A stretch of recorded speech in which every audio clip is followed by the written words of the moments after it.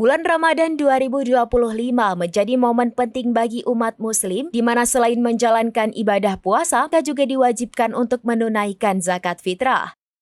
Kewajiban ini merupakan bagian dari rukun Islam yang dilaksanakan pada akhir bulan Ramadan sebagai bentuk penyucian diri dan berbagi rezeki dengan sesama.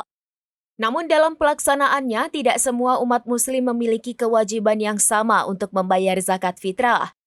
Terdapat beberapa kondisi yang meringankan atau bahkan membebaskan seseorang dari kewajiban tersebut. Hal ini didasarkan pada prinsip keadilan dan kemudahan yang diajarkan dalam agama Islam.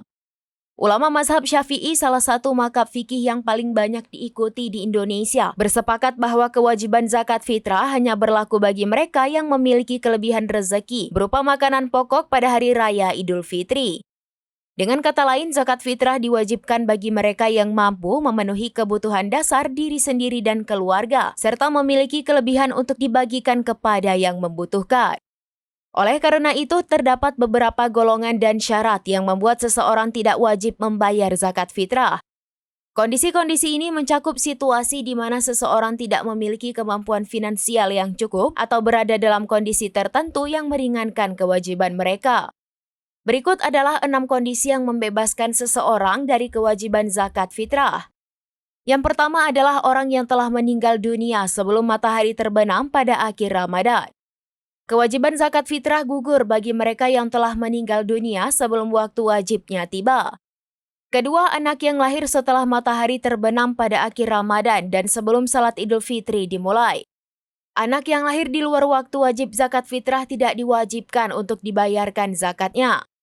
Yang ketiga, mu'alaf atau orang yang baru memeluk agama Islam setelah matahari terbenam pada akhir Ramadan dan sebelum salat Idul Fitri dimulai. Mu'alaf yang baru masuk Islam di akhir Ramadan tidak diwajibkan membayar zakat fitrah pada tahun tersebut.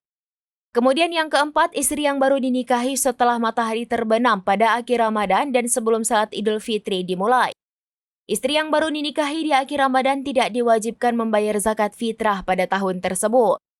Selanjutnya yang kelima adalah budak karena tidak memiliki hak kepemilikan atas harta. Dalam Islam, budak tidak memiliki hak kepemilikan harta sehingga tidak diwajibkan membayar zakat fitrah. Yang terakhir, orang yang terlilit utang yang sudah jatuh tempo atau garimin. Orang yang memiliki utang yang jatuh tempo dan tidak memiliki kelebihan harta untuk membayar zakat fitrah tidak diwajibkan untuk membayar zakat. Dengan memahami kondisi-kondisi ini, diharapkan umat muslim dapat mengetahui apakah mereka termasuk dalam golongan yang wajib atau tidak wajib membayar zakat fitrah. Hal ini penting agar pelaksanaan zakat fitrah dapat dilakukan dengan tepat dan sesuai dengan ketentuan syariat Islam. Download Tribun X sekarang, menghadirkan lokal menjadi Indonesia.